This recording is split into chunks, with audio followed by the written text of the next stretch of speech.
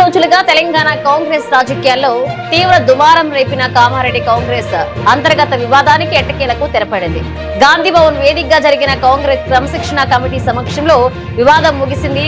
ఈ పంచాయతీలో కీలక నేతలు షబీర్ అలీ, చంద్రశేఖర్ రెడ్డి పరస్పరం చేతులు కలిసి పనిచేసేందుకు అంగీకరించారు. కామారెడ్డి నియోజకవర్గంలో పార్టీ ప్రతిష్టకు భంగం కలగకుండా ఉండడానికి కాంగ్రెస్ క్రమశిక్షణ కమిటీ ఇరు వర్గాల నేతలతో సుదీర్ఘంగా చర్చించింది. ఈ సందర్భంగా కమిటీ నేతలకు పలు కీలక సూచనలు చేసింది.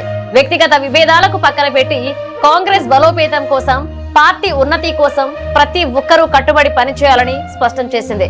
ఇక నియోజకవర్గంలో పార్టీలో ఎలాంటి సమస్యలు తలెత్తినా వాటిని అంతర్గతంగా హైకమాండ్ దృష్టికి తీసుకురావాలే తప్ప బహిరంగ విమర్శలు చేయకూడదని సూచించింది.